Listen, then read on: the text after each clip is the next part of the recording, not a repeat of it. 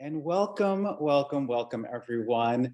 This is going to be awesome tonight. We are in good company with our next artist and our Trashion judge for Saturday's live Trashion Fashion Runway show, which will be at 4 p.m. Pacific time and 7 p.m. Eastern Standard Time. I am Eric Jackson, coming here from the Fiber Studio at the Sonoma Community Center, a 501c3 nonprofit organization.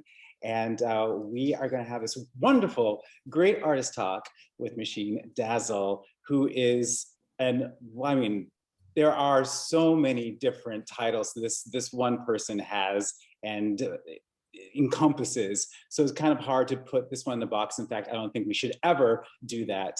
We want to thank Norby Anderson for sponsoring the series, and feel free to check this out on our YouTube channel afterwards at Sonoma Community Center. You can find this one as well as our other two previous artist talks. So I say we just jump on in and we just have a good old time, and I would love to welcome Machine Dazzle. How you doing? I'm feeling real special. And thank you for having me, and I'm excited. And like I was sharing earlier, I'm showing up to Sonoma on May 1st, and I'm not leaving until May 23rd. I'm going to be on Haystack Farm, which is owned by Carol and Jeff Hayes, Carol Shorenstein Hayes, who I know from San Francisco from performing at her theater, the Curran Theater. And I'm going to be an artist in residence and work on the land and get my hands dirty. And I'm probably going to have a lot of wine and food. And who knows, you might see me riding around town, but I've never been to Sonoma. I don't really know how big it is or where to go. I'll probably just stick to my Airbnb and go to the farm, but I could be lured into the greater depths of the bowels of Sonoma. So let me know, because I love distractions. Anyway, so let me start with this quote that I sent to all of you. Did all of you read it? It is posted on our webpage, and I can also pull it up for you. It's on our Trashion Fashion. No, I have it right. I have it right here, and I'm embarrassed to say the name, the person whose quote this is he's from the Soviet Union, and I can't pronounce his name. But anyone who wants to know, I'll put it into the chat. So I wanted to make a self-portraits kind of situation. First of all, I hope you all have a drink. I have mine. And make a self-portrait with this quote in mind. If only there were evil people somewhere insidiously committing evil deeds, and it were necessary only to separate them from the rest of us and destroy them. But the line dividing good and evil cuts through the heart of every human being. And who is willing to destroy a piece of his own heart? During the life of any heart, this line keeps changing place. Sometimes it is squeezed one way by exuberant evil, and sometimes it shifts to allow enough space for good to flourish. One and the same human being is, at various ages, under various circumstances, a totally different human being. At times, he or she is close to being a devil, at times to sainthood, but his name doesn't change. And to that name, we ascribe the whole lot, good and evil. Socrates taught us, know thyself. And I'm sorry, I'm reading off of my cracked screen. It fell out of a car recently. You know, I live in Brooklyn. It's rough out there. Anyway, so I wanted to make something that was kind of festive, something that we all like to do. And I wanted to say that tonight almost didn't happen. And the reason it almost didn't happen is on my way to my studio. See, I live in Brooklyn, but my studio is in Jersey City. So I rode my bike all the way to the World Trade Center. And then I got on the PATH train, which is the train to Jersey. And I did, and I got off at Journal Square and I got here. And on my way to the studio, I popped into the wine store because I thought, well, tonight is going to be a festive occasion, I hope. And I picked up a bottle. It was kind of warm today. And I was like, oh my God, that's why I was out on my bike. So I got a bottle of rosé because I was really feeling it. And so I got back to my studio and I started crafting. And all of a sudden I went to find my wine key, my bottle opener. And I was like, oh no, I couldn't find the bottle opener. But wouldn't you know it, I got one of those bottles with a twist top. So hell's bells did not ring, and I was able to show up tonight to this fabulous event. So I asked all of you to, I think the materials list said like have a mask base and like a clothespin. And so you might wonder why I asked you to have a clothespin. That's because you're going to glue the mask to the clothespin, and you are going to then put it onto your glass so that when you take a sip, all of a sudden you are transformed into something else. Now, you're going to concentrate on yourself. Are you evil tonight? Are you good tonight? Why don't we talk about what's good about you? Let's talk about what's bad about you tonight. It's all good because it's all a part of you. And unfortunately, you can't get rid of the bad part of you without getting rid of the good part of you, because the bad part of you is part of you. It's all part of you. That's why I just wanted to throw in that quote because, I don't know, it's kind of true, isn't it? Anyway, so here's what I came up with. Okay, I'm gonna pop my piece now. Here we Hold go. on. Oh wait, there goes my thing. Hold on, there it goes. I'm not sure what that, oh, I know what it was. It was this thing. It was my, I don't have to have that plugged in. Sorry. That was you doing it. embracing the darkness and the black. It's, you know what? It's all good. Oh wait, hold on. I forgot. I kind of glued this part shut because I needed, sorry. You're very unimpressed. I'm telling you, you're gonna love my piece. You're gonna love it. I just had to do this. Okay, there it is. There This it is is. the official unveiling. This is very the exciting. unveiling. And I told you that I killed two birds with one stone with this, right? I did. There's a reason why this is taking so long, and I'll explain that maybe. Okay, here we go. Yay. Oh my goodness. Mm. Oh my goodness, So machine. here we are. Here we are. Are you kidding me? I'm Does not everyone kidding see you. this? So I told you I was going to do Barbie, and I'm sorry I never sent it in time. So I decided to do a Barbie, but I decided to do a self-portrait at the same time. Yes. I'm going to explain everything. Please Now, do. I am sorry to tell you that I did have to steep very low with my crafting this afternoon. Go on. Mr. Jackson? Yes. I used zip ties in my creation. Oh no! Oh That's no! beautiful. Not zip ties, the most overused craft item in the world. No, not zip ties. Okay, maybe it's not good that it happened. I should go back to corked wine. Oh no, wait, let me take another sip. I love that this is a functioning mask and It's a a work of functioning art. mask. There you And have so it. this is actually really good for parties. So let me talk about the process. And I know this is probably what, like an hour, but we can go over an hour. And how many people are there tonight? There's not really that many. So technically we could go around and share stories, right? How many are with us? Yes. Doesn't that sound like a good idea? That's what we're gonna do. Yeah. Okay, so let's start with, first of all, let's start with the Barbie. Barbie is actually a big part of my life. And I have something to tell you. Don't call the police. But when I was a little gay boy, I shoplifted my first Barbie. It's true. It's true, because my parents would not buy me a Barbie. My parents were really embarrassed that they had a son that wanted to play with dolls. That's the truth. I shoplifted my first Barbie and I kept it private. And when my parents finally did, they're like, oh, all right, maybe it's a phase. Maybe it's a phase. It wasn't a phase. I play with dolls still, only they're life size, like mannequins and whatever. Um, when they finally did agree to buy me a couple Barbies when I was a little gay boy, whenever we had company come over, they would like hide them. Like I would find them hours later, like thrown up on like the highest shelf in my closet in my bedroom, out of sight of like I wasn't allowed to be who I was. Um, Barbie is a very big, it's just a toy, but it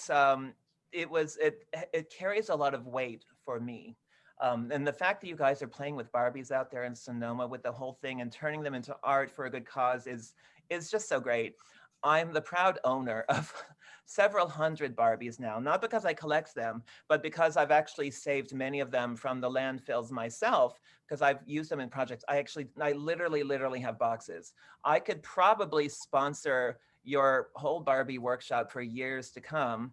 We can talk about that. We'll talk. $1,000 each, and you still have to pay for shipping. Haha, just anyway. Okay, so here's Barbie. And it's a mask, and she's upside down, but she's kind of like diving in. Um, she's wearing this dress. This was a balloon that I found on the street. Um, and one of those balloons that you just find on the beach or on the street. It's always sad when you find them on the beach, but I found this one on the street. So I admit it's a little dirty. It's a little dirty, but it's in like this really beautiful kind of like fish shape. It's very mermaid. I consider myself a mermaid because my father was a Virgo and my mother was a Pisces. So what happens when you mix virgins and fish together? You get mermaids. Oh, I'm a mermaid. It's the gospel truth. And so anyway, so that's the explanation there. I actually really did find this little pink bow. It was probably a little girl's barrette. But it's like, it screams Barbie. And I was like, oh, it's just meant to be. So I picked it up and there it is. And so there I have like this mask base on. And what else do I want to say? Someone had a confetti party. I found these two like little hearts on the ground. I found this little fake flower on the ground. I cut off all of Barbie's hair because, I don't know, I love a butch Barbie. And on the, lately, I've been doing this project where I walk not to my studio, but I'm working at this warehouse in Brooklyn on my friend's puppet project. I've been making puppets and sets for the puppets, and I've been doing that for 2 months. And so I've been like walking there. It's an hour walk within Brooklyn. If you know Brooklyn at all, I don't know. I live in Crown Heights, and I'm walking to Bushwick, so it's an hour of walking. The streets aren't that clean, and there's often garbage. And on my very first walk there was this pink paper thing, and it was just like on the sidewalk. And it was on the sidewalk for at least 6 weeks before I decided to pick it up. It was probably a gift box or a thick gift bag or something. And it was just on the sidewalk. And it would rain and then dry out, and rain and then dry out. And even like 2 or 3 blocks away, I would start to see little bits of this pink bag, before I came across like the actual big piece where it all came from. And you know how nature has its way with things. It starts to, it started to take this thick paper and turn it into these interesting like organic shapes. And I'm like, I like it, like literally like natural shapes that you would find in nature. Find like the shapes of little islands, things, stuff, natural shapes. So I started picking up the shapes, and then I ended up just picking up the whole thing. And then I just, I dried it out, and it actually just started to kind of crumble into all of these interesting shapes. And I forced it a little bit, for the sake of this project, of course. And I just love that. And I love traveling. I've done a lot of traveling. So I don't know, some of these shapes, like it almost looks like India, or maybe it looks like South America. Maybe it looks like, anyway, but they all have like this natural quality to them. And this whole shape is actually inspired by this beautiful brutalist brass cut wall hanging that my parents got at this craft fair. And I grew up just north of Houston. And it's like, if you were alive during this time, you probably know what I'm talking about. There are these brass cut interesting brutalist wall sculptures. They made, chandeliers and candle holders and all of this cool stuff. Anyway, I remember the day that my parents came home with this thing, and they were so proud of it. It was like the major piece of art in our home. We didn't have a lot of like fancy art or anything really fancy, but we had this beautiful metal craft, ugly. I thought it was kind of ugly at the time, but whenever there was a fancy event, it's like, okay, everyone go stand in front of the thing. And so there's pictures of me and my brothers for years and years and years, like all the way small, all the way up. And this sculpture was always in them, and I inherited it. My mother died, and like his new wife didn't want it in the house, and so it was in the garage. Neither of my brothers wanted it, and I was like, I want that thing. So it is proudly hanging in my living room now, and it might be worth a little bit of money. I don't know. It's pretty big. But anyway, it really looks a lot like this. And so I know exactly this what you're shape, talking about. this shape has a lot of memories for me. Every time we got dressed up, holidays, everything, Mother's Day, I can still remember her perfume. It's like I look at this shape and I can almost smell my mother's perfume, opium, Yves Saint Laurent. Anyway, um, so, and, I've told you so, but memories are bittersweet. I've been told that I have a prickly side of my nature. It's probably because my moon is in Scorpio. I don't know. I mean, I'm sun in Capricorn, moon in Scorpio, Virgo rising. It's muddy. That's earth, water. Anyway, so I focus on, so I will say that this piece in general very much describes me. There's something that's really beautiful about it. There's something that's very orderly about it. It's like my Virgo's coming out methodically done, but there's something gritty about it. There's something very imperfect about it. There's something earthy about it. And literally, it's all made out of garbage that I found on the street. This isn't stuff that I had. I found it on the streets of Brooklyn, and I turned it into this. And now Beautiful. it's my I thought, this what a great way to, when you go to parties and you have like those um little things to distinguish your drink from other people's drinks, like little things. So I thought, Yes. well, how fun. This is like, and then it's like, it's transformative. This is going to change parties for the rest of your life. Soon you're going to be making like these mask drink situations. I don't even know what to call this. I mean, this really is like the cocktail of the drink. Okay, I'm going to take a sip. Hold on. Do it. Does anyone have any suggestions for what we should call this? Let us know, right in the chat or speak up. It could happen to you. Anyway, so Mink. I'm going to put this aside because I've been talking long enough.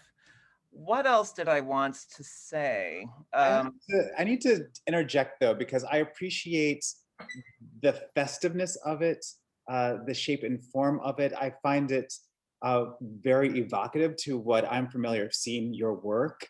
I notice, well, I should say, let me start with this. I was introduced to your work through Taylor Mack's performance cycle, the 24-hour decade history of popular music. I don't know if anyone knows about this, but performance artist Taylor Mack came through San Francisco, performed 24 hours of popular music that chronicles the history of the United States. He performed it in 4 6-hour sessions. And for each hour, I shouldn't say he, because I believe that the preferred pronoun is Judy. Judy changed for every hour, signifying the new decade. And each outfit was designed by Machine Dazzle, who we have here.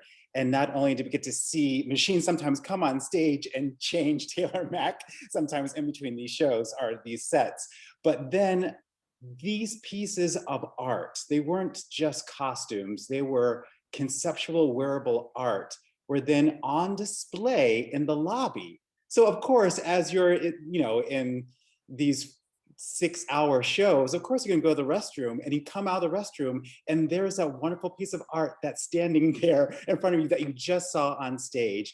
And they're all so organic and over the top. I think you love to play with circles and spheres. I've noticed that. It's the most universal shape there is. Mm-hmm. We're made out of atoms. We're all made of stardust. It's all small. It's all balls at the end of the day. Balls, said the queen. Balls, said the queen. Oh, and some of you might have noticed that I asked everyone to get like a paper or a metal straw. That's because, maybe you don't want to touch this afterward. Maybe you just want to look at it. So you can cheat and you can have a straw. I don't use plastic straws anymore. I hope you don't either. Very Or good. I'll have something to tell you about later. I'm gonna come over there. I'm coming to Sonoma. I'm gonna get you. That's all right. Anyway, so yes. Furthermore about thank you for that. Furthermore about that Taylor Mac show. Um, Besides going through history since 1776, we started on the half decade and went 1776 to 1786. Every decade, we were focusing on a specific group of people that was fostering community as a result of that community being torn apart. For example, um, uh, Taylor came to this realization um, as when he went in the 80s. I think he was 15 or 16 years old to the first ever World AIDS March. And it was the first time he saw another out homosexual ever in his life. He grew up in Stockton, California.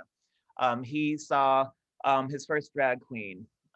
He saw lovers dying, pushing each other, pushing the other in a wheelchair because people were dying and people were coming together because their community was being torn apart, is being destroyed. So they came together to be strong. This is the example of what we did. Every decade, we were focusing on a different community that was being torn apart. So they had to come together and be strong. That was one of the major um, overall themes of the show. Plus, we started with 24 musicians at the very beginning, the very first decade, and we lost a musician every time. The final hour of the show, final decade, is just Taylor alone singing. It was So moving and it's this whole powerful. thing. Yeah, it's a very powerful show. It's probably one of my no, it's my favorite show that I've ever done. Do Taylor you and I are mind if working on I 2 more shows now. do you mind if I show some photos for those Oh no, people I don't who mind. I don't don't mind. know I we're don't know that they're referencing? all Taylor Mack and I don't know that they're from that show. I can't remember what I sent you. I think I've also pulled some up on my own. Let me see Yes. here. Oh, wait, before we do that, is everybody crafting? Has everyone started? I'm just saying you can craft now because I think I might be talking for a while. If you haven't started crafting already, maybe you don't want to craft. Maybe you just want to drink wine and listen to me blab all night long. I would like to say that this was my runner up. And before I start talking more about my work that you're going to see, I am a fan of the Barbies from the 70s and the 80s before they got weird. Now, some people think that the Barbies from this time were weird. And no, those proportions are not really realistic or whatever. But I wanted to say, Barbies came out of the 60s and that's when they were chic. But once they hit the 70s, it's like, she got well, she just started looking like a tart, didn't she? All the time. She hasn't been chic since the 60s. But I was introduced to Barbie in the 70s when, I don't know, I don't this one is very much like me, blue eyes and brown hair. And I don't know, this is like the Barbie that I love.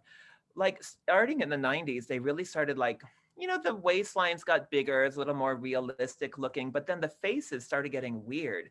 Like they started having like these weird eyes. They started looking more like cartoons instead of like people. Not that this really looks like a person, but do you know what I mean? I'm I do. passionate. Anyway, okay, I'm gonna shut up now. Okay, let's I don't know. I think everyone is partial to, if they love Barbie, they probably fell in love with it at a certain time. And that might be the Barbie that they love. Like the ones I have now, I can't stand looking at them. I'm like, ew, they're weird. Ew. Anyway, okay. You're purist back to your era.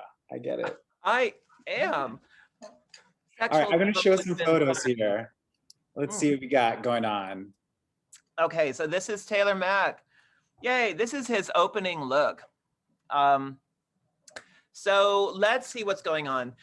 Okay, 1776. The American Revolution ends. America is independent, Mhm. but it already has blood on its hands of its own, of its own devices.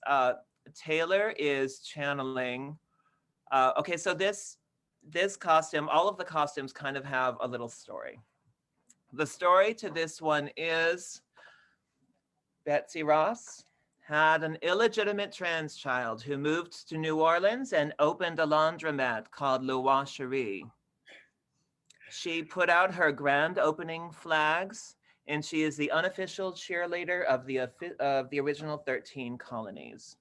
You can see the bombs bursting in air behind her, and she's wearing the macaron on her head. Wow. Um, and there's a lucky number 13, very witchy. Speaking of to our fellow trashionistas out there, I've been a trashionista for a very long time. I'd like to point out that those flags that, the panniers down below, those were I found in the garbage. There was this laundromat in Brooklyn, in this neighborhood that I was living in for a long time. They were taking down these flags after they were probably hanging out there for 5 years, and they were putting up new ones.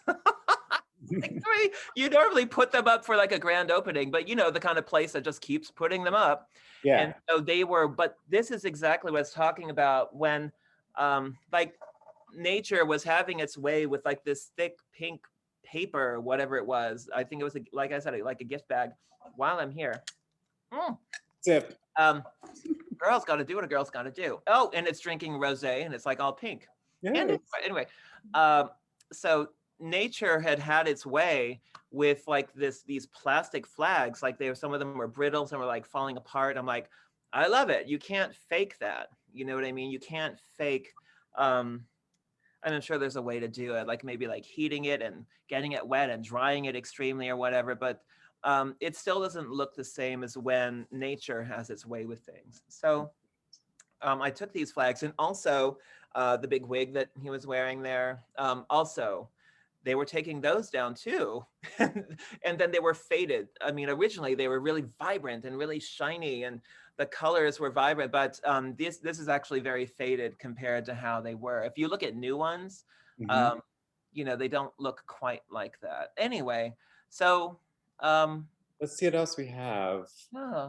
oh, Taylor was so fun. Oh, this is Yes. me changing Taylor into, this is an early, this is like actually I think the first version Wow. of this costume. Like this costume looks even better now. This is actually, oh, I wish we had video of me changing Taylor into the outfit in real time. This was a workshop actually. This Wow. was the first time he had ever worn this costume. And like I said, now there are other elements to it. But anyway, this costume is this is like 1946 to 1956. We call it white flight, where all of the white people fled the cities and created the suburbs.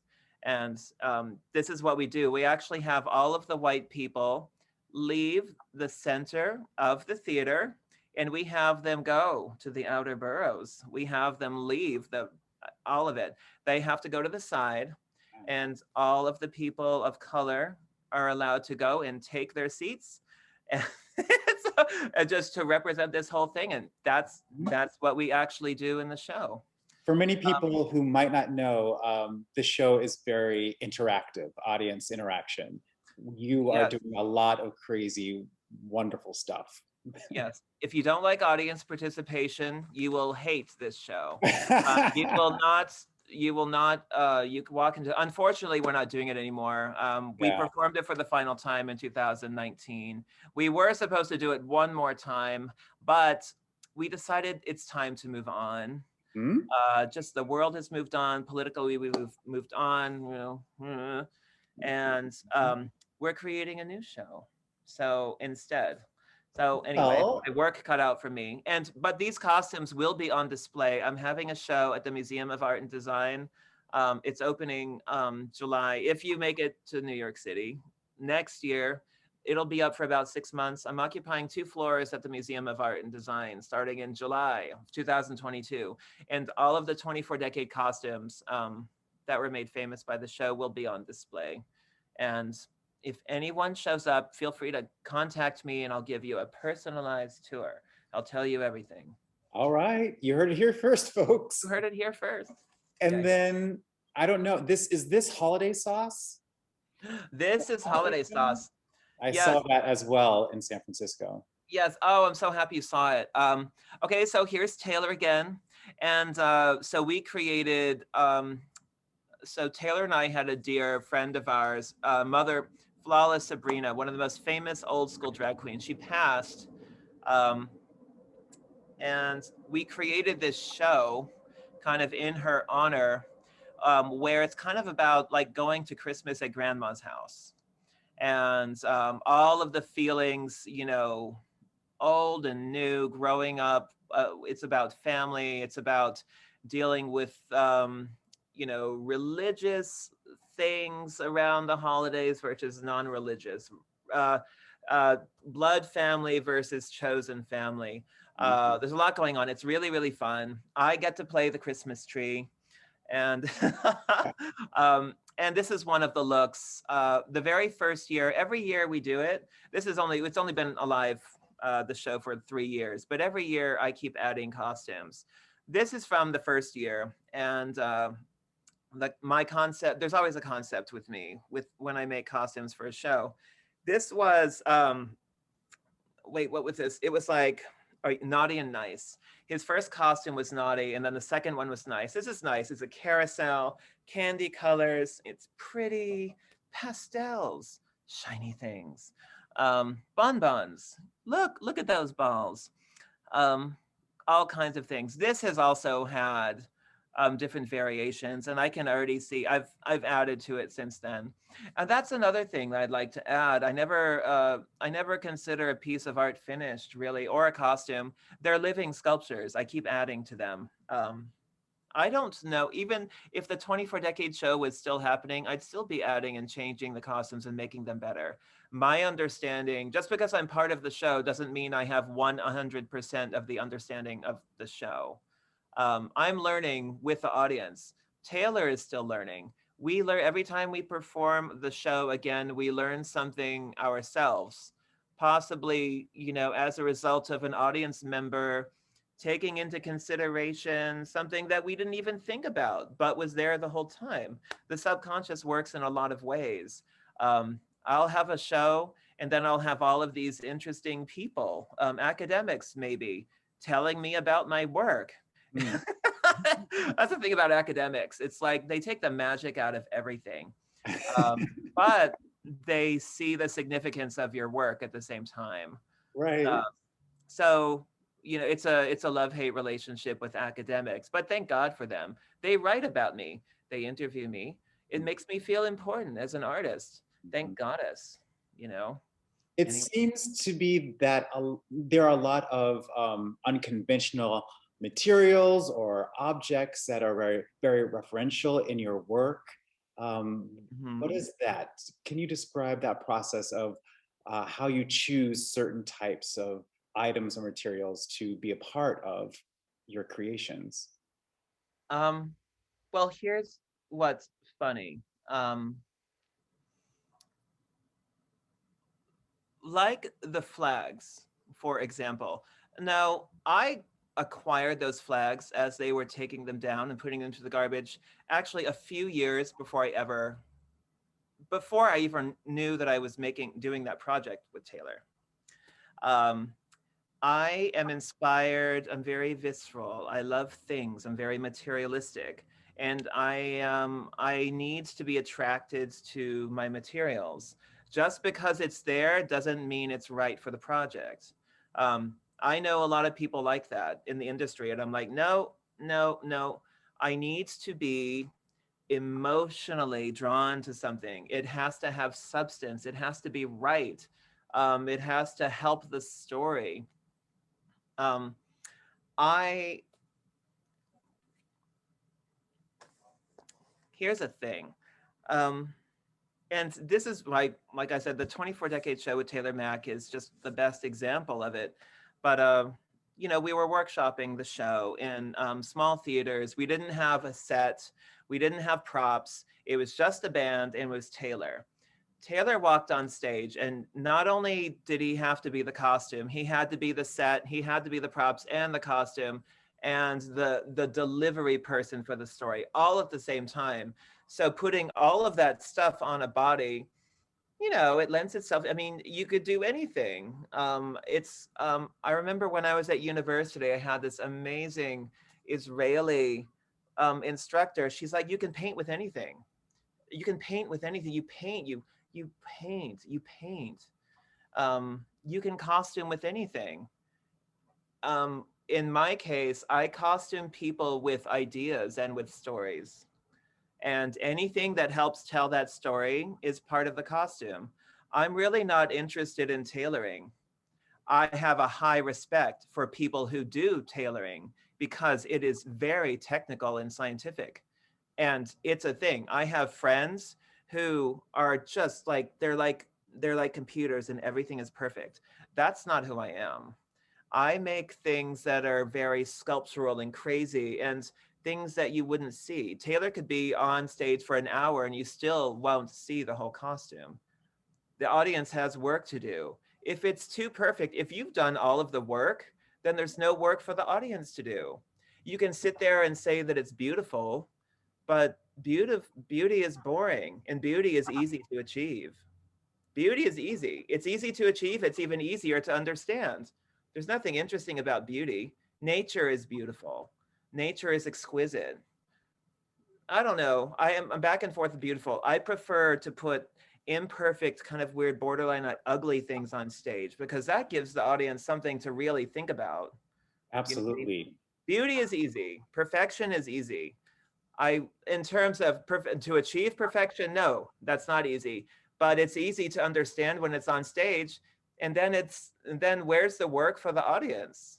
It's like it's not very interesting. Perfection is not interesting.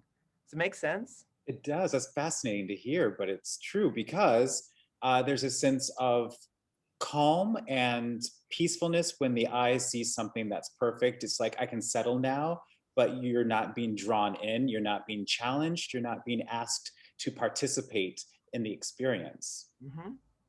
I Mm-hmm. hear you loud and clear. Yeah. Now, And so, I have a question for you yeah. as you take your sip.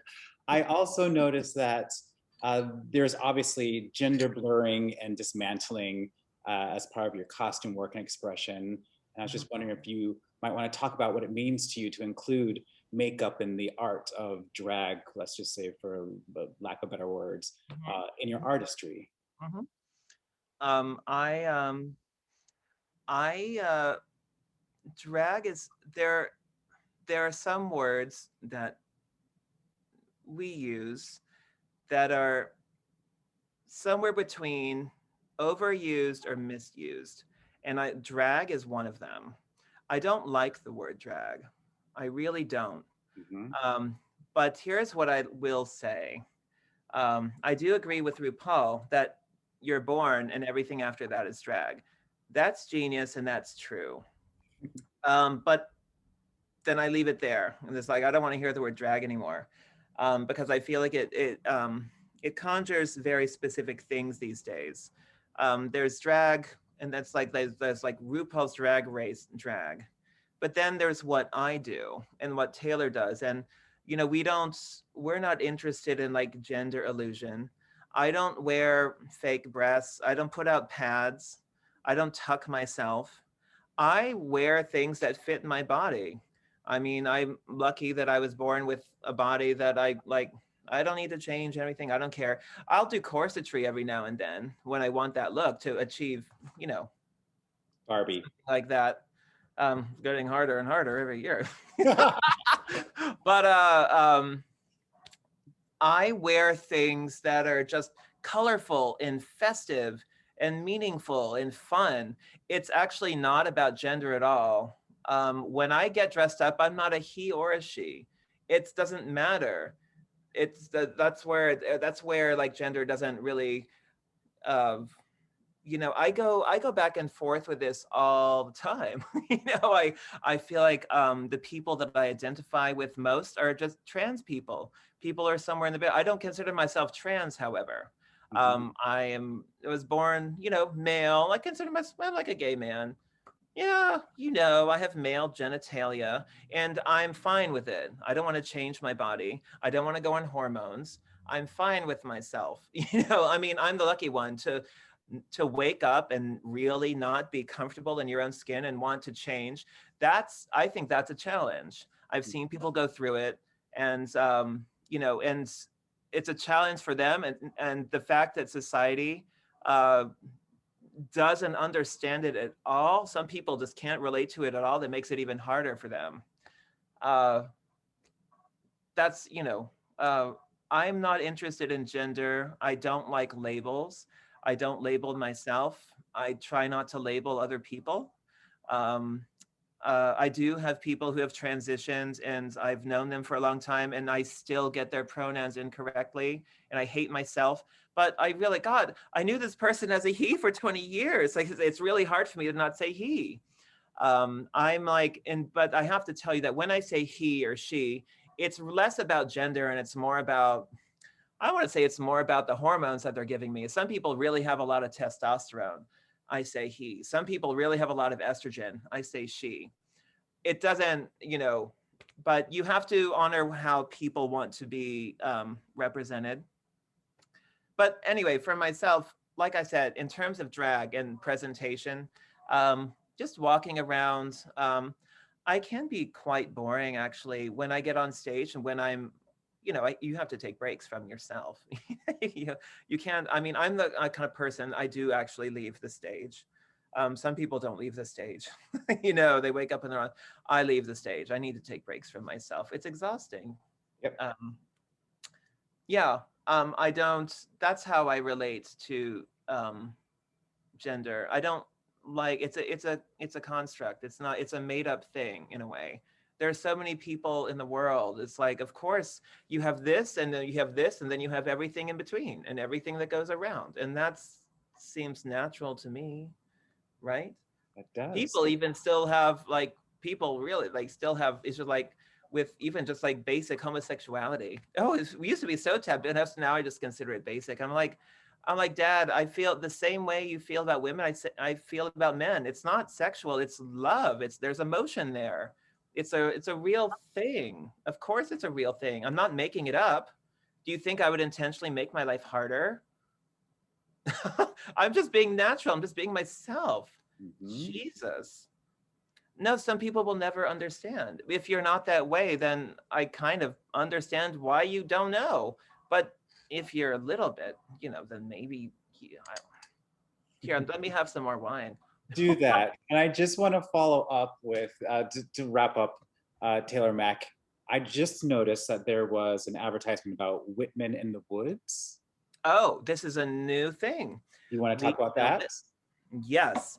Um, Taylor is very pardon me, too much rosé, to Walt Whitman. And it is National Poetry Month. I'm not sure if you knew. Although I don't think we made this thinking we would release it in National Poetry Month. It just happens to be. We did, last summer, July, we went up to the woods, New York, upstate, and we filmed all of this amazing footage in the woods. Taylor in high drag. Oop, see, I'm contradicting myself. Look, perfection is for assholes. Don't be an asshole to yourself. Um, and he was reciting Walt Whitman poetry in immaculate drag, if I do say so myself. And we started releasing the films just less than a week ago on All Arts. And that information, if you go to my Instagram or if you just go to All Arts, you'll see it. And I think every weekend, every week in April, we're going to release, and then into May, we're going to release more films. They're short.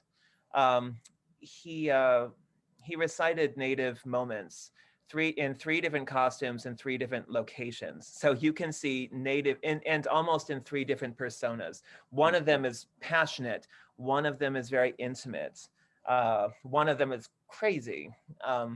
And so you're listening to the same poem three times in three different ways, three different presentations. It's very beautiful. Like I said, they're very short. They're like 2.5 minutes at the most. Oh, wow.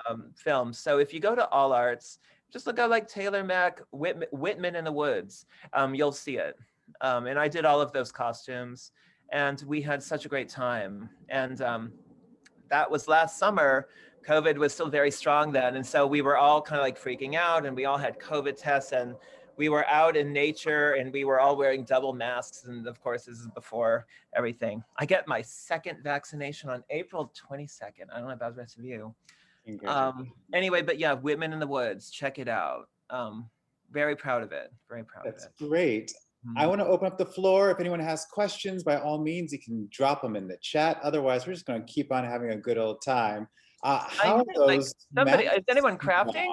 Yeah, I want to see some crafting. Yeah, where's the crafting? I see people listening, which is very nice and very, I mean, I feel very respected. Is anyone crafting at all? Is anyone like, come on, look. Self-portrait. I see people drinking too. God bless it. I thought metal straw. I wanted to tell you all something. Yes. I am on mushrooms tonight. I ordered these really amazing, like these yummy like mushrooms from, like there's this Mexican restaurant right around the corner that I ordered takeout from. And these mushrooms are so good. Watch. What are they? Wait. They're so good. That looks fascinating. I'm saying fascinating purposefully. What is that? I'm on mushrooms, babe. I'm on mushrooms. Where else could I get this? Where? Right. I'm just kidding. I will tell you that I actually don't like drugs at all. I have friends who are, it's funny.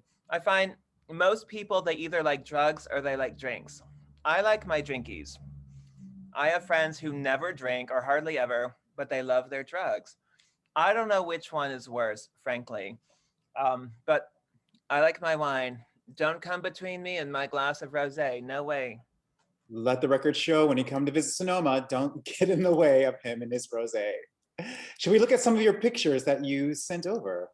Yeah, let's look at them and I'll talk about more. Who knows? What did I send you? I'm not quite sure. Let's find out. Oh my God.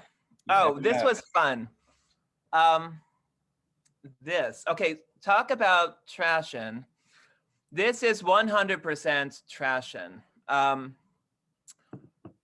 I did a whole thing it's called Path with Art. It's in Seattle. And this is an organization that takes people from extreme traumatic circumstances like homelessness, domestic abuse, drug abuse, alcoholism, and they kind of reintroduce them to society through crafting and the arts and making something. And similar, I want to say, to the Sonoma Community Center, they have an annual gala once a year where people make things out of found objects or trash or whatever you want to call it. And they have a fashion show, and it's, they raise money. And I was one of the hosts this year. And so this is one of my looks from the gala event. I had 3 looks, and this was the easiest one to make. And it was the easiest one to photograph, and it was the one that was the most well received. And the other 2 were harder, and I was almost a little more proud of physically. But I have to say that this picture, it's all, I have to tell you, it's all about the lighting and the representation and how you market something if you want to sell it. This was such a quick photograph, and on my Instagram, everyone loved this one. The other ones, They got a few hundred likes. This one, it got like 1,000 likes or something. I can't remember. Like in like Very dynamic, and it is colorful, and it is recognizable, an item that we all can go, oh, I know exactly what that is. And Mhm, so that representation is fantastic. mhm. Yes, I'm very proud of it. I mean, I love it. And it was so fun. It was for a good cause too. That's my thing. I don't know. I believe in helping people through craft. I mean, I wish I could just give art classes all day to people, just for the purposes of therapy. I Mhm. know I do that for myself. I'm a workaholic because, I run away from a lot of, you know, problems, some of them personal, some of them, whatever. And I lose myself in my work, but this is the kind of thing that I create. This is my therapy. It Yeah, happens to be my career and it's also my therapy.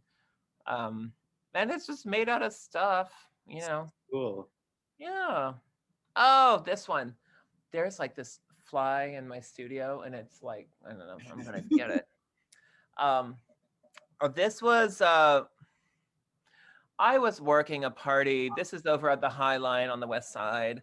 But now this was not made out of garbage. This was actually some of this was actually expensive fabric that I bought and I turned it into something fabulous. At least I think it was fabulous. I guess I shouldn't be the one to use adjectives. Um, I was judging, I was hosting and judging I don't want to say it wasn't it was close to Easter, but it wasn't. Like kind of like I was judging like Easter bonnets, like a hat bonnet kind of competition. Yes. Um Also for a good cause. I was interviewing people on the way in.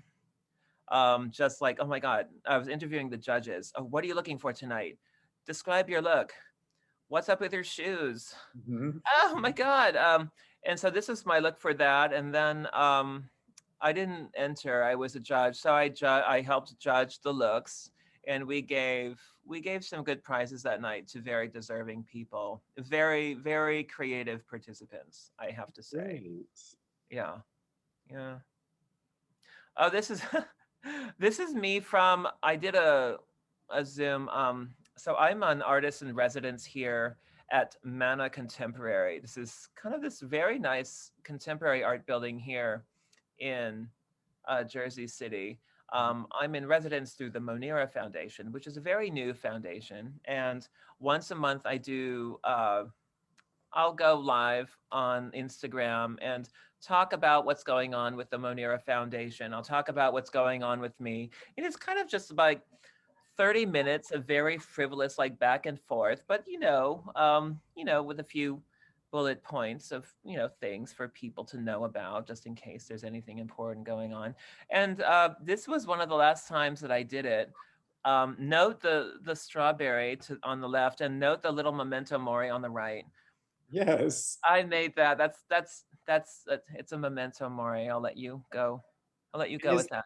is Anyway, that a crinoline or underskirt that you're wearing underneath the it collar? is.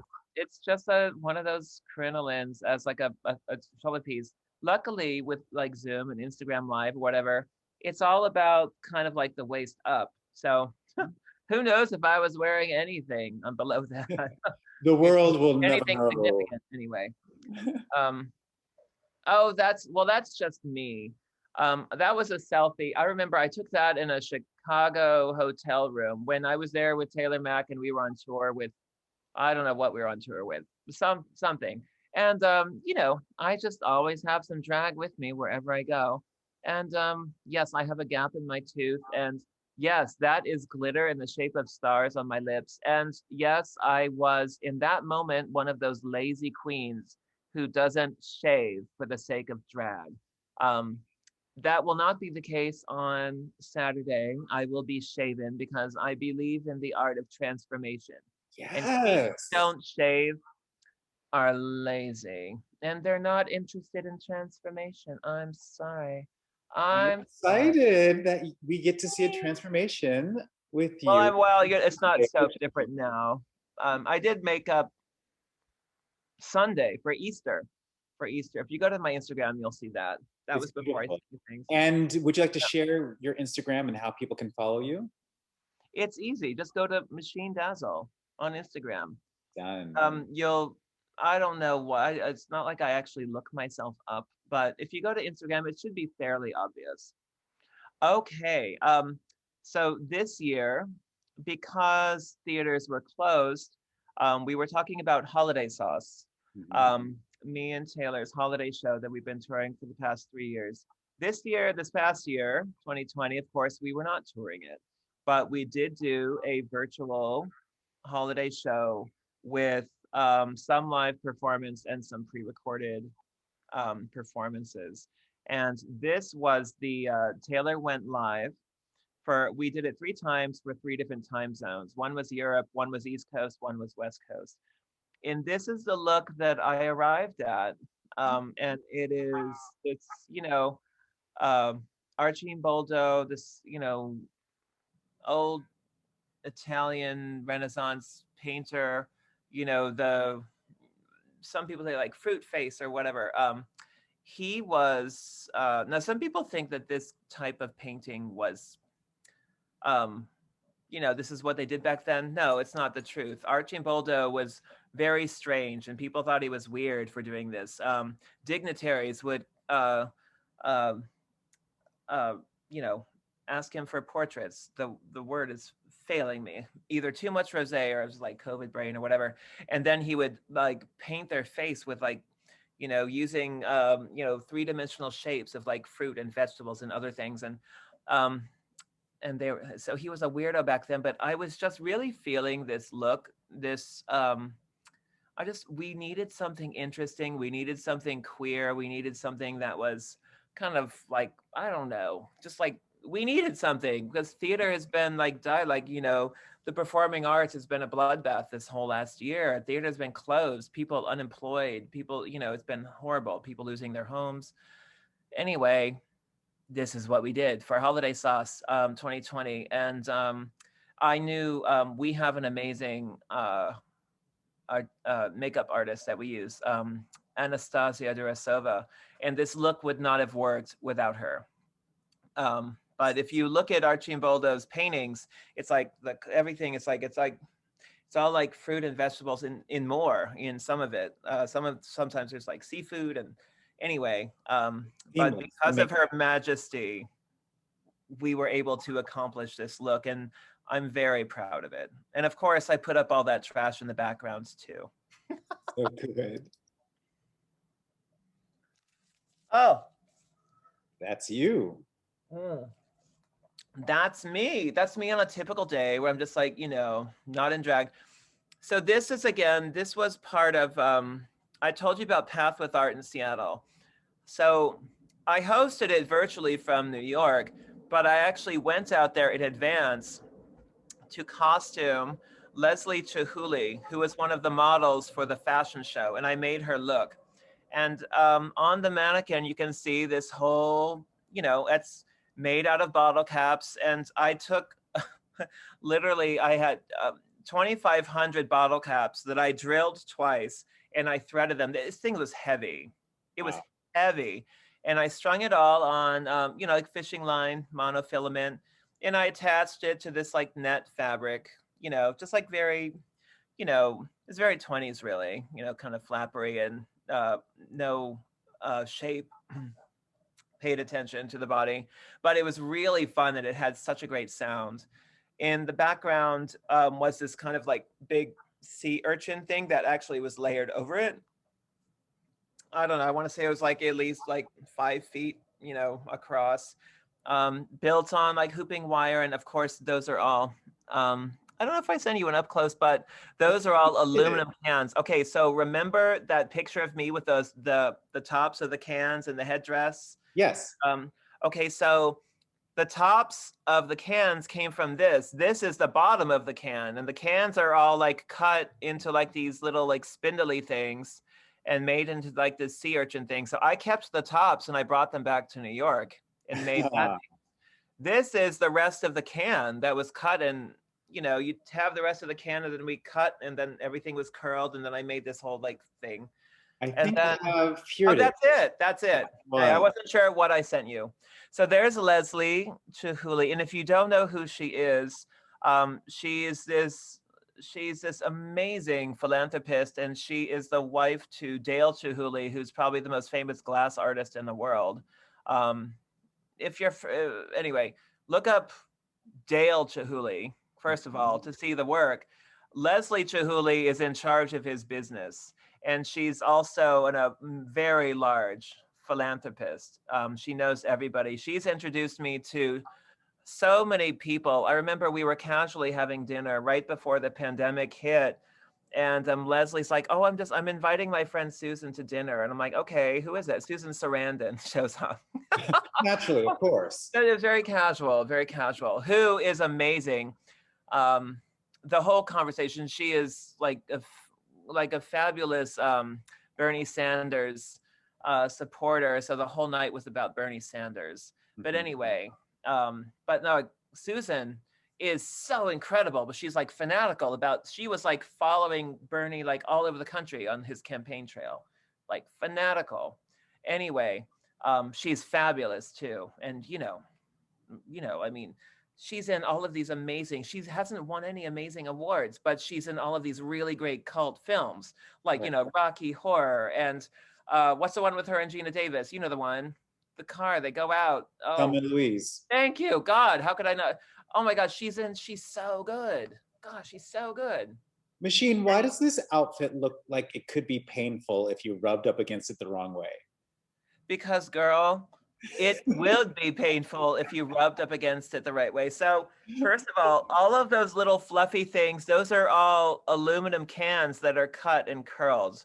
That could cut you. And plus, if you really look, there are all of these spikes coming out. It's like the sea urchin underwater thing. And if you look at her headdress, there's like some recycled material in there too. But it's actually that expandable foam supported by wire. And it's like this underwater coral thing. That's what I arrived at. I don't know how it happened. It just, sometimes these things happen. Oh, speaking of underwater, hold on. Oh. Yes, I see Hawaii. I see water. What's happening here? Talk to us, Machine. So here's what happened. I was very fortunate.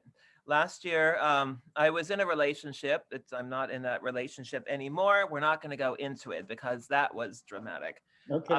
I was in a relationship. The pandemic hit New York, and my partner was fortunate enough to have money, and he decided, he's like, Machine.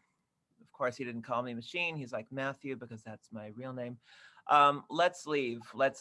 My partner was in poor health. He had had some heart issues, and he wasn't very healthy. So it's like he didn't want to be in New York City, dealing with all of this.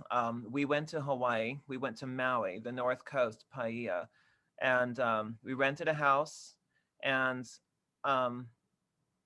there I was. I had just lost all of my work. I didn't have any work. Thank God I had a partner who had money, because I didn't have anything to pay my rent or anything, because all of the theaters were closed. We were in the middle of a Taylor Mac show had just opened, a new one, and we closed it, and everything was canceled for the rest of the year. Things are still canceled. I have things that are opening in January of 22.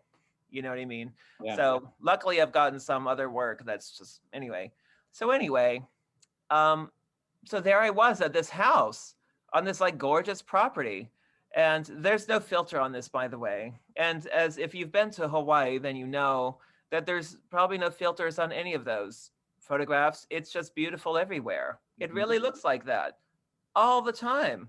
I had never been to Hawaii, and I was just like, wow, so I was missing my creative life, and I was in a difficult relationship. And I was just like, well, I'm a workaholic. So I started ordering some things online to be delivered, and I started just finding things around the house, and I started making these masks. And I'm like, okay, well, how about a little Instagram culture? Because I was never really into it. I'm still not really, I'm not a player on Instagram, but right. I could be. Some people, it's like, they make their career out of it. I'm not that person. Right. But people were doing interesting things on Instagram, and it's like, well, why don't I do this? So I started making all of these masks out of things that I was finding around the property. Um, Wow. so here's all these leaves, and of course I love dead things. I mean, here I am like finding like garbage. Look familiar? you know, uh, I love things. I love detritus. I love things while they're alive, but sometimes I'm interested in, like, I'm looking on my studio floor right now, and I'm just as interested, if not more interested in that than I am with, what I could actually go buy. Hmm. So here's an example. Those are snail shells. Those snails were just in the garden. They were the shells. The snails weren't in them. Don't worry. And those were just like leaves that had fallen off of those plants. And this is just one example. And that was actually the pool. And so I just hopped in the pool just for the sake of this is a selfie. I took this with my own phone. Oh. And the sky really looked like that. This is complete. There's zero filter on this photograph. And how did you construct this mask? I used everything. I used two things. I used thread and needle, and I made sure to use cotton thread. And I did have a staple gun um, for hard things. But I did have, like, the snail shells I poked holes in, and I was actually stitching them to all of the bases for my masks in Hawaii were from like those large palm fronds. When Yeah. a palm frond falls off, you have all of the leaves, but then you have that long thing and then that big husk that was attached to the tree. And that big husk, that was what I used as the base for all of my masks, because it's really hard. And it's really, you can really make it can take a lot of weight. And they would fall down faster than I could use them. It was a pretty big property. And so I would like take like, and I made a studio in the garage of the house, and I just kept everything. I Yeah. think there should be another one coming up, but it's not moving. Hold on. Looks like it got frozen. But I'm really proud of them, and I love that I was able to just make something that was like 100% natural, you know? Absolutely. I'm very intrigued by I them. see people So crafting. captivating. Oh, do you Sorry, want to I'm see, sorry you want to to see what people are making? I see people crafting. We might. Shall we check in, Emma? I Shall we think spotlight you and show us what you got, Emma? I think we need to make it big screen, and people need to start sharing maybe. I started finding I received gifts from my friend from Valentine's Candy, and then I saved the wrappers and I found all the rainbow colors. And then the bottom is the black wrapping. You remind me of me. I love wrappers from candy. All of those cellophane colors. I'm obsessed. I'm sure I have some here somewhere in a box. That is so gorgeous. I can't even believe it. So that's a mask. Will you try it on? Let's see what it looks like on. Oh, this is so exciting. Drum roll, please. I have to wear my mask to watch.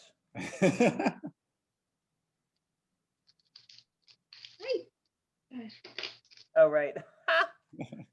Can we talk about, it's amazing. And I love what you did, like what's above and below the eye. It's interesting. It almost looks like you have like 3 eyes or 2 eyes. Yeah, it's just the two black wrapping papers that I had. They're like chocolates or something. Yeah. Tell us about the label. Yes. I'd also like to say, I really appreciate how you have an apron on right now. We got some serious crafting going on. Yes. Thank you. You're much better than me. I just come into my studio, I end up ruining all of my clothes with hot glue bumps and like paint and I don't know, God knows what else. I need to take some notes from Emma. All right. Yeah, thank you, Emma. I'm alone here. I want someone to take notes. Oh, here. Who else? Who else wants to share the magic? Come on, you can do it. I see some crafting over by Jane. We're gonna spotlight you. Come on, Jane. And friends, Jane, look at this. Oh, We're not done. Oh my. You may never be done. You're going to be working on this mask for 20 years. Just think about what it's going to look like in 20 years. I'm just saying. It looks amazing. So wait, so I want to know, okay. So with Emma, it's like, okay, it's a self-portrait because I know that Emma ate that candy. Am I right, Emma? I hope you ate that candy. So it's kind of like, like you are what you eat. So I understand, the self-portrait, if I only had, I think if I had a portrait of it. So let's talk about Jane and friend, and why these materials and what this is, why this is representing you. Because I dig through the recycling in my house when my children throw things in the wrong bin. Ah, That so friendly. my adult children that come to visit. It's the lemon bags. I love those lemon bags. Right. And then my sister's a floral designer, so I save all the organic twist ties that is so wasteful at the market. And she uses them when she ties wedding bouquets. Oh, so fantastic. Yeah. And then of course you can never have too many corks. Where are the corks? Never. We have tons. Too many corks means you've had some fun. And then, of course, Trader Joe's is so wasteful. Every time you get a plant, it's got all these, hair accessories, right? Right. Yes. And look at that. You totally gave volume. You're serving volume from thank you, Trader Joe's. Wait, do I see a nose on the mask? And the second mask? Corey's got a nose on hers. It's a vodka cork. I'm obsessed. It better be a vodka cork. Where's the caviar? Just kidding. Later. Wait, what's the yellow? What's that yellow stuff? That's baby shower ribbon. Baby shower ribbon. Baby shower ribbon. Jane, I think you have a drag name, Miss Baby Shower. That's a great drag name. I'm just saying, I'm gonna start expecting some very good cradle looks from you. Get that. I'm contacting RuPaul's gonna be in touch with you. That I saw your other costume in New York. Where was it? It was at Fashion and Design. Where was it? 2 summers ago. Where you had to crawl into your dress because you say they could go on and on and on and on. Was it at Parsons School of Design on 5th Avenue? Yeah. That's where it was. Yes, it was at Parsons. Yeah. Stunning. Yeah. Yay. Yes, but I found Judy tucked in one of them. Oh, you did? Okay, good. What was I gonna say? Judy, as in was that part of the flower? Was that a flower thing? Yes, it was. It was a piece of ribbon. Yeah. I'm trying to remember exactly what was on. You don't have to remember. No, I'm trying to remember. There was a. It was like. It was a ribbon, and it was just a hand. You found it someplace. You had to have, because it was I don't think you wrote that on there. No, no. Where is it? Well, here's the deal. That wasn't after. God, when was that show? I'm trying to remember. 2000 and I'm looking at my iPhone. 2019. What month was that? Oh, December. I have to look at my iPhone. Okay, here's what it is. Okay, so in September of 2019, I had a show at the Guggenheim Museum called Treasure. It was a rock and roll cabaret, and I did shows. It was about my mother and my relationship with my mother. And through works in process. And I did 3 shows there with a rock and roll band. And halfway through the show, I had a fashion show with 12 models who are friends of mine. And they were doing all these looks that are inspired by my stories that I was telling in the songs, etc. So my look, what you saw on display was part of my opening look. I had this large vintage American flag that I painted and I dyed. That was it. Right. Yeah. And it was adorned with flowers. And this is what's significant. The flowers were the artificial flowers. They came from the dumpster at the cemetery where my mother's ashes are buried in this really small town in Maine. It's a really small cemetery, and it's like, people, they put these artificial flowers like on graves, and then, like once a year or once every 10 years, they go and they refresh the flowers on the graves. So they have this dumpster just to the side of the cemetery, and I was there, and I looked in the dumpster. It's like all these amazing flowers. And again, it's what like nature does to like unnatural things. It's like the sun had like faded them. Some of them were kind of like falling apart. Some of the edges were frayed and withery. I grabbed tons of fake flowers out of that dumpster because that show was about my mother. And then I stitched them on to this, my look, as my opening look. And the reason, I had a funny feeling because I was like, I remember one of them said Judy on it. And you actually saw it. I'm so happy that you saw it. Anyway, I just thought, I'm glad that you noticed. You took the time to go in there. Like, I still have some things from that cemetery dumpster that I haven't used yet, that I want to make into pieces of art. Like I have these, I don't know, it's like these wooden crosses that were like pounded into the ground that have like these fake flowers on them. Like there's like a yellow one and a purple one and a red, white, and blue one. And I'm like, I want to turn them into art. And I'm like, and they were in the dumpster, and I'm like, I haven't. Anyway, I'm a dumpster diver. I'm a trashionista. I love garbage. I mean, look, only nature. Anyway, yes. And speaking of Trashion, and having you be a judge on Saturday. Yes. Are you excited? What are your thoughts? I'm very excited. I'm still wondering what I'm going to wear. I have things, but I don't want it to be something that you've seen before. So I'm wondering, I need to do maybe a little crafting. I have plenty of trash.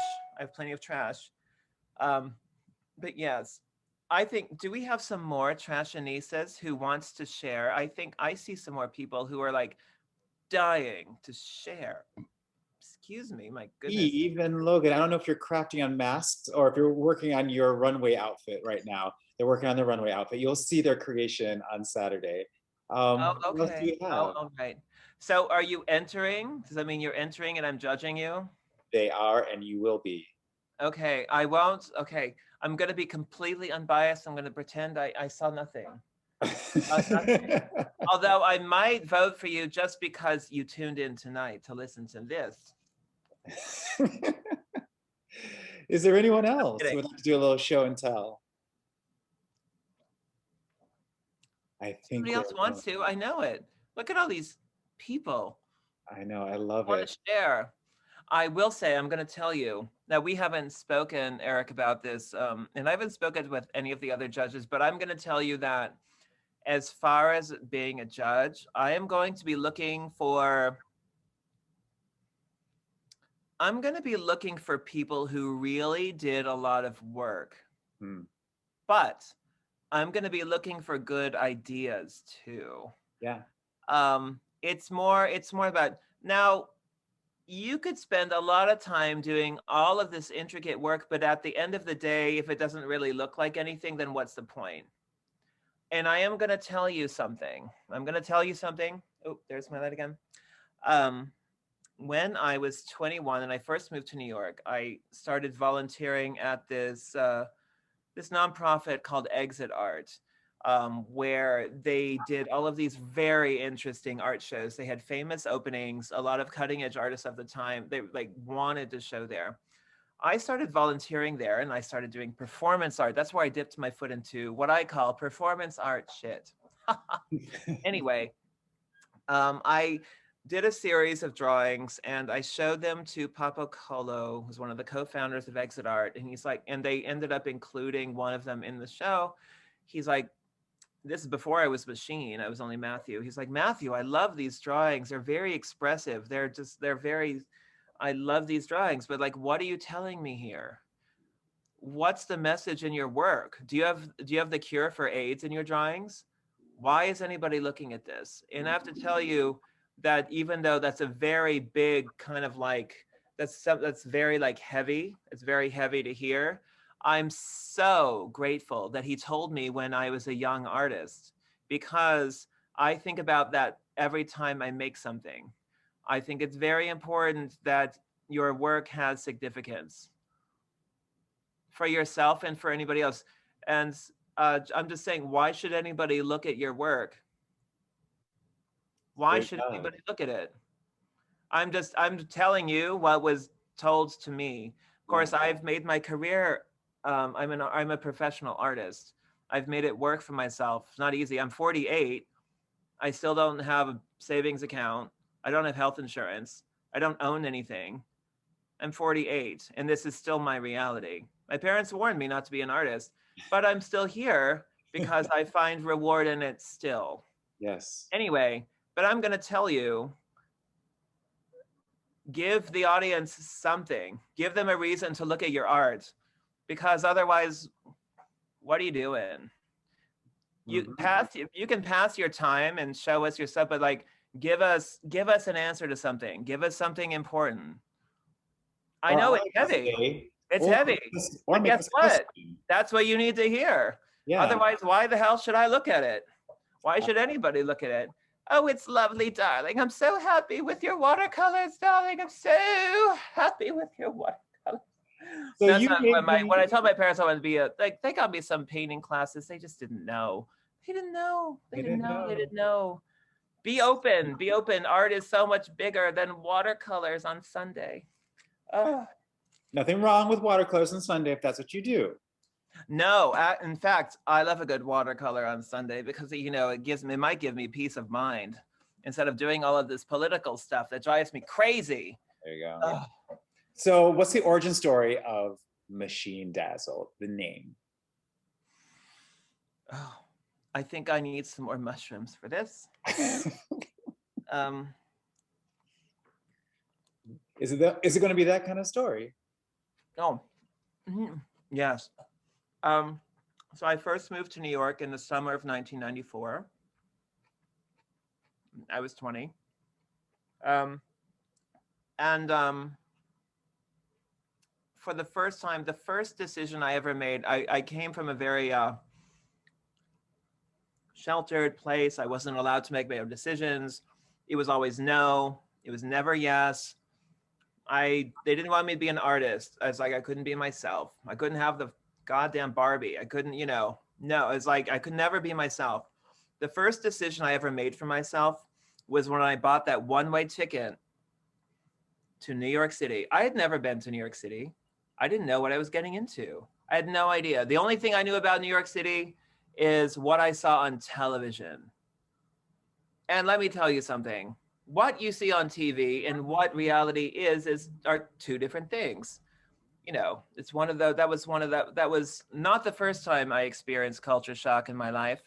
But it definitely was one of the times I experienced culture shock. I first got to New York and I wasn't quite sure that I'd made the right decision. I'm like, wow, it's really intense. I don't know, but I'm doing it. So that was the first decision I ever made for myself, was moving to New York, leaving it behind. But I'm so glad that I did, because I started making decisions for myself. I could finally be myself. I could wear what I want. I could present how I want. I could think how I want. I didn't have to hear the word no. I started going out to nightclubs, music venues, dancing places, things that I'd only fabled things, legendary places that I'd only heard of on TV. They didn't exist where I came from. And so I started, playing the part. I started becoming myself. I started dressing up. I started dancing. I had such a great time. The 90s was actually a really fun time to be in New York City, in a way. It was the end of a lot of things, but it was the beginning of a lot of other things. And I started I started being creative with my life for the first time, because I could. And I was at a nightclub once and I was dancing. I was at this place called Don Hills. We were at a party that happened on Friday nights called Squeezebox. And it was like a gay, queer rock and roll party, which is what I am. Like there's all these like gay parties, and it's all this kind of like I don't know, dancey, cheap sounding music. And then there's like rock and roll, which you don't hear very often at gay parties. But that's exactly who I am. So I was very happy to be at Don Hills, and like CBGB's was another one. They had a monthly gay party. Um, and I was on the dance floor, and I had this friend. He's like, "Oh, yeah, you're like a dancing machine," because I was a dancer. I love dancing. You're like a dancing machine. You're the dancing machine. So I had all of these friends who started calling me the dancing machine, because of the way that I danced. I had lots of energy, and I loved to dance. And if I headed to the dance floor, then everyone headed to the dance floor, because I would. They used to say that I would inspire them to dance, and I felt then, when they told me that, and then they let me know, I was like, then I felt, obliged. I was like, oh shit, I have to go to the dance floor because everyone's going to want me to go, even though maybe I was tired after 5 or 6 hours and it was like 4 o'clock in the morning. Anyway, it was different then. Clubs don't stay open that late anymore. Anyway, um, especially not in the last year. So they started calling me the dancing machine. And then after a couple years, it was just the machine. And then after a couple more years, it was just machine, like a first name. And then some friends of mine started performing in this little dance group called the Dazzle Dancers. So Mayor Giuliani, back into the 90s, into the 2000s, he started closing down all of these amazing, legendary, like amazing places in New York City. The city was cleaning up, the strip clubs were going away. The little video stores were going away. The gay bars, the clubs, things were going away. He was shutting things down. He was like on a path to shut these things down. And one of the things that happened was there was a certain law about nudity and in a bar situation. Anyway, so my friend Mike Albo, he started the Dazzle Dancers to just reclaim the art of like being able to be naked and having a body and like ownership of the body. So we started, he started this little dance group that would like strip, but not strip necessarily like to just like be sexy. Stripping because it's our right to have a body and be able to be naked if we want. You know what I mean? In an adult atmosphere, like not on a playground, not in the sight of, in a way that's fun. So they started. And then after a couple years, I had some friends who joined the Dazzle Dancers, and they were doing fun things. And then after a few years, then they asked me to start costuming them. Yes, maybe you get naked, but you need to wear something before you get naked, right? Even if it's for political reasons. So I started making their costumes. And I was definitely like, machine by then. And then, on a certain night, maybe not enough dancers showed up because, to the venue, like the bar or the club. And it's like they needed 8 dancers and only like 5 people showed up. It's like, machine, you want to learn to dance really quick? So I became one of the dancers. So I became the costume designer and one of the dancers, and I became a stripper. And so everyone had a Dazzle name. The lead choreographer, her name is Carrie, and she was Cherry Dazzle, for example. There's Vinny Dazzle, who's like, he's like this Italian from the Jersey Shore. Vinny Dazzle. We had Edible Dazzle, who's like very petite, a lesbian Dazzle. And then we had Robbie Dazzle, and we had Pretty Boy Dazzle, and he was like pretty. We had Soshny Dazzle. Soshny is juicy in Russian. We had all these different Dazzles. I was already Machine, so I became Machine Dazzle. Dazzle. And then we really had a lot. We were very popular downtown. And we were very active multiple times a week. And then other people, caught wind and they loved what I was making. And then outside of the Dazzle Dancers, I was still doing all this creative drag on my own. And people started asking me to do costumes for them. And then I got my first show. And then then I got my second show. And then the shows got bigger. And all the while, it was like Machine Dazzle of the Dazzle dancers on costumes. Of the, and then eventually, I made it to the New York Times and the New Yorker, and The Voice, and I was Machine Dazzle. And even though I was Machine Dazzle of the Dazzle dancers, I became Machine Dazzle the designer. And it was kind of, and then it happened for years, and it was kind of too late for me to change it. And even the Dazzle dancers don't exist anymore, but I'm still Machine Dazzle because it kind of just became my professional name. And now I'm regularly in the New York Times as Machine Dazzle. It's like, every now and then an article will come out with my real name, which is Matthew Flower. But it doesn't mean anything. Nobody knows Matthew Flower. Everyone knows Machine Dazzle. Machine Dazzle, yeah. You've stepped into that name and that truth. There's a comment here from Eileen talking about, remember when you had the costumes for the entire group of Dazzlers in a gallon Ziploc? Well, are you sure there was only 1 gallon Ziploc? No, actually, no. I'm sure it's actually very true. Like but I have to tell you, I did not provide that gallon Ziploc. I probably just had like some kind of a cheap, that was probably Edible Dazzle, who came in and who was really good at organizing things. I have never purchased gallon Ziplocs in my life. That was someone trying to organize me and clean me up. I blame Edible Dazzle. I'm sure it was her. The blame has been put. I will be remaking some Dazzle costumes for my Museum of Art. Yes. Because none of those costumes exist anymore, sadly. But I will be recreating them for the show. And there will be a lot of authentic footage and memorabilia. So this was like the next question was, what's next for you? What are you working on? Chunky Cupcake, wait a minute.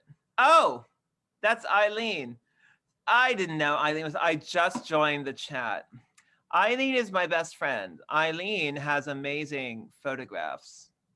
Eileen is an artist. Eileen's an artist. Anyway, I'm sorry.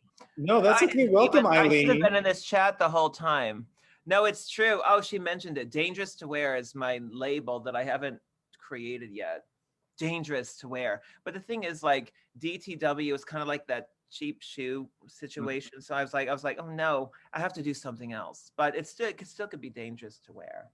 Anyway, yes. Oh wait, Eileen, was that you who brought me the gallon? I'm pretty sure. I would never buy gallon Ziplocs to contain, 20 costumes. But just so you know, this is about the fact that I could put like 20 costumes into a gallon Ziploc bag, because they were small, especially after they get worn. Somehow they weirdly shrink into weirdness. Sorry. Before we go, because we should be wrapping up soon. Oh my God, it's been 2 hours. I think it's time to check in and see how our masks turned out. Yes. Okay, who's still masking? We've lost some people. I scared them off. Eric. Wait, I see. And wait a minute, there's an animal. There's an animal. Oh my God. Oh, honeys. That's Teddy. What's their name? Teddy. Hey, look. Teddy. It's Teddy. Teddy. Oh, I love Teddy. Hi, Teddy. Teddy. Just say carrot. Just say carrot. Carrot. Carrot. Carrot. Carrot. See who's got the carrot? Oh. So cute. Carrot. He needs a drink. Hey, Girl, you and me both. Cheers. Cheers. Yes. And he has his carrot. My goodness, I'm going through this whole bottle of wine. And like I said earlier, thank goddess for screw tops. Like usually a snob, I normally wouldn't, but I don't know, Eileen. I mean, screw tops are okay. Oh, wait, look at this gorgeousness. Yes. Look. Okay, someone's getting down to business here. Emma Diaz is like, okay, she's not messing around. I love how it extended off the mask and down into your face. It's more transformative that way, and I love it. I use them for like pipe cleaners too. Yeah. No, pipe cleaners are worth their weight in gold. Believe you me. Oh, can I run and get something really quick? I want Please to show you do. something. Hold on. Don't go anywhere. I love it, Emma. Thank you, Eric. And I love the colors. All the colors at the top around the forehead is beautiful. Yeah. So now you just have to wear that everywhere you go. Face mask and eye mask. Yeah. Face mask. Next is mittens. No, I'm just kidding. I just want you Oh, to know that you can make entire wigs out of pipe cleaners. This That wig is- has about 2,000 pipe cleaners on it. That's we are Y2K applauding. We cleaner. love this. That's like Y2K You can do it. cleaner. Machine, Oh, wait. that's fantastic. Yes, What? and with the mask. I can't hear you. What? Do you have a title No. for that wig? You could call it Y2K Y2K wig. No, well, you know, it's funny how I was talking about my show Treasure earlier and how I opened the show with this American flag with these flowers from the dumpster from the cemetery where my mother's ashes are buried. This is actually the wig that I was wearing at the time. This was my mother's hairstyle in the 60s from her high school, senior high school portrait. You know how the hair was like kind of amazing and big. I mean, yes, it's a little exaggerated for the sake of theater, but she had this amazing like senior high school picture and her hair was all like blown out. It was amazing. And she was a redhead. And so I kind of recreated this kind of, you know, in an artful way, because here's the one thing about like drag, that dreaded word. See? I don't really like wigs. I find that now really good quality, it can be very creative, but I find wigs to be very common. And don't even get me started with the person who shows up with like that cheap bob wig that you can get at a GD, I don't know, any kind of store. I don't show up to the party wearing that thing. I'm not having it. No. I don't really like wigs. They're common. I like headpieces. I like things that take the place of hair. I like creative solutions. Yes. I just like to throw that out. I don't like wigs. If I enter RuPaul's Drag Race, okay, I'll be forced to wear some wigs. But why wear wigs when you can wear something so much more creative? I made this the same way that a wig maker would make a wig, only I use pipe cleaners instead. Is it heavy? Yeah. Is it heavy metal? Hell yeah. Yeah. But that's what I'm all about. We just got a comment machine saying that SCC needs a class on wig making from you. And I agree 1,000%. I'm coming 100,000%. Everyone bring your pipe cleaners, bring a sturdy skull cap and some kind of a net material that you can put them through, because that's all you need. It's all you need. It's all you need. It's all you need. So we're gonna talk. We're gonna talk. No, like between 2,000 and 2,500 pipe cleaners. That's what this is. This isn't cheap. It takes a long time, but it's amazing. And this is not just frontal. It goes all the way around to the back, honey. 360, baby. 360, 375. Don't even. Okay. It's for theater in the rounds. Hi, Mom. One of the themes from my show is, hi, Mom. I had a special neon sign made that was always in the back. I said, hi, Mom. So yeah, this wig is Mom. Hi, Mom. Hi, Mom. Hi, Mom. Well, Machine, this has been a delight. Thank you, thank you, thank you. Thank you for having me. It's so much fun. It better not be the last time either. Like after Not gonna be the last time. Stranger. I'm coming to Sonoma. I'm gonna be there. I'm arriving on May 1st, and then who knows? We might get into some crafting trouble. We might have to go on walks and find garbage together. And then play with all this stuff too. This has been awesome. Thank you everyone for tuning in and joining us, and we will see you all Saturday, 4 o'clock for the live show.